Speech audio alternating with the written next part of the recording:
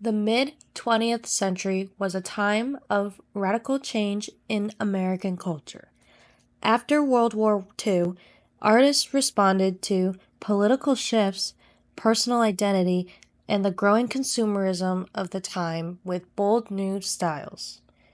In this video, I will explore how Jacob Lawrence, Jackson Pollock, and Andy Warhol each used abstraction to reflect and reshape the world around them. Lawrence captured Black American life with vibrant narratives. Pollock pioneered a style that turned emotion into motion, and Warhol turned everyday objects into icons. Through social realism, abstract expressionism, and pop art, these artists redefined what art could be and what it could say. Jacob Lawrence was born in 1917 and rose to fame during the Harlem Renaissance. He called his style dynamic cubism, a blend of modernist form and narrative storytelling. Jacob Lawrence's Migration series tells a monumental story in 60 parts. At MoMA, we see half of this journey every even-numbered panel. Despite this, the rhythm and meaning of the full narrative still comes through with power. In panel number 2, we see a farmer in a tractor with some sort of crop collection machine in the back. It might be a grain collection machine. In panel 4, we see a Black American working hard. It looks like he is practicing his hammering of pins, similar to those used in railroad construction.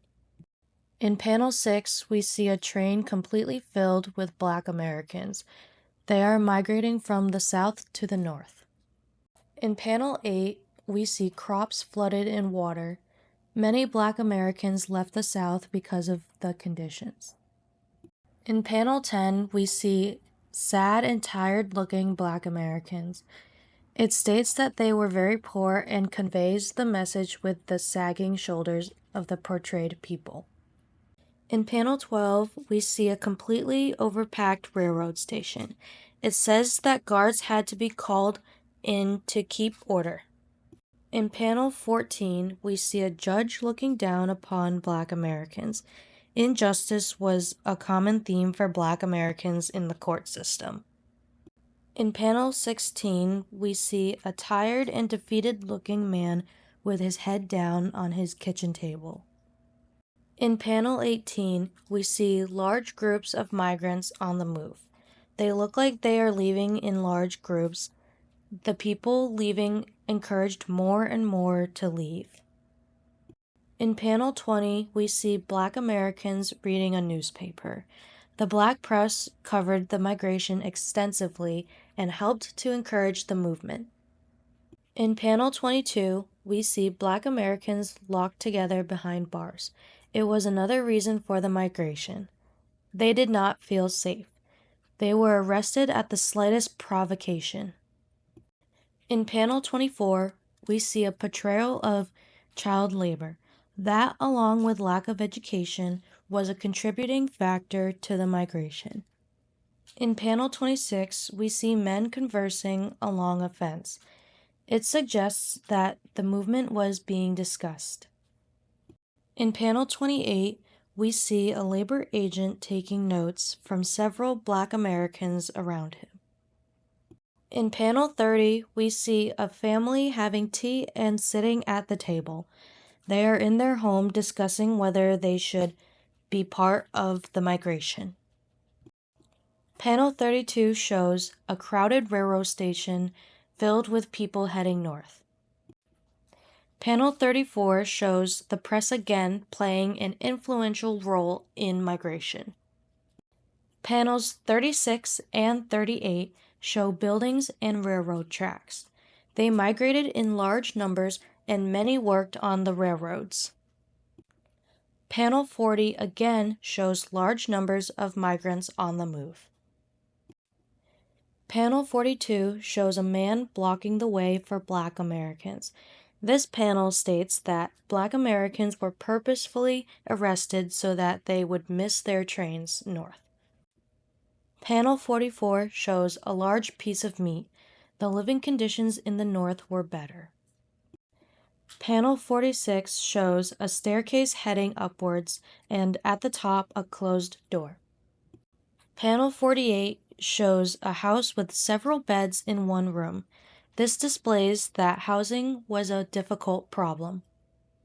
Panels 50 and 52 display white men and black men fighting each other.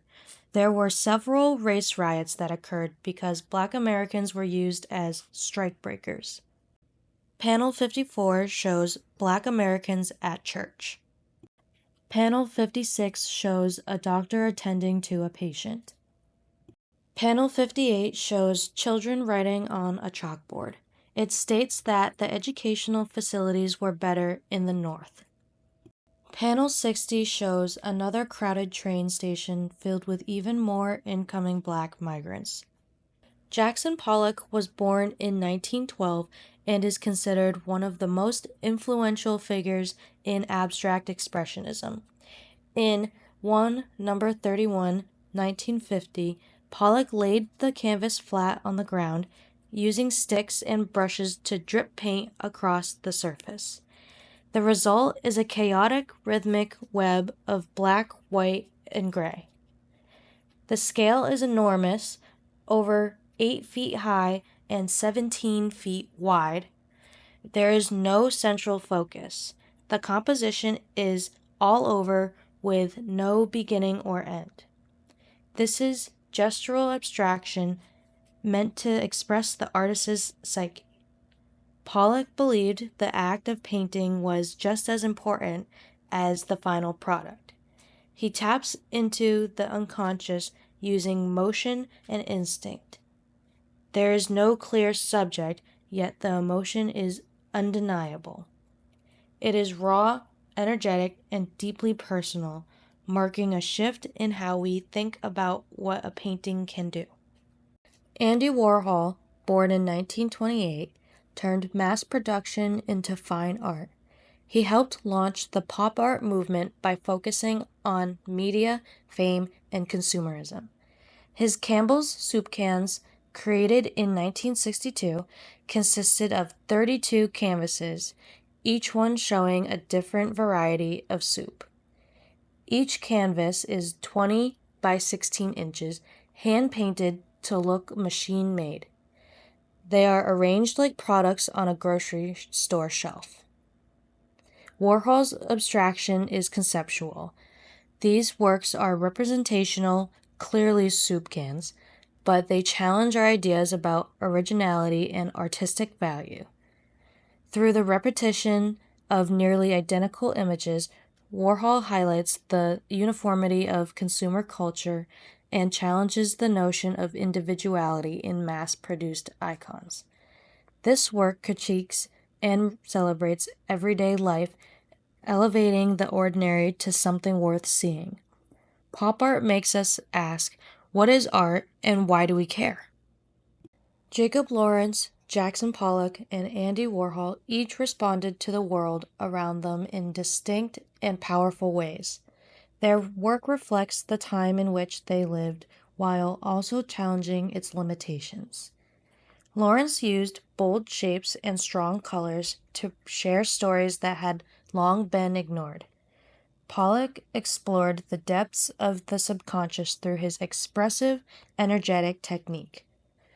Warhol examined fame and consumer culture, turning repetition into something meaningful and thought-provoking.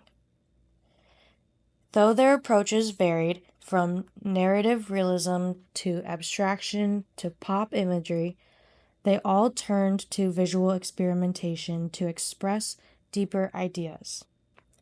Their art was more than decoration. It invited viewers to remember, to feel, and to think differently. Together, these artists offer a rich portrait of mid-20th century America and continue to resonate with the present day.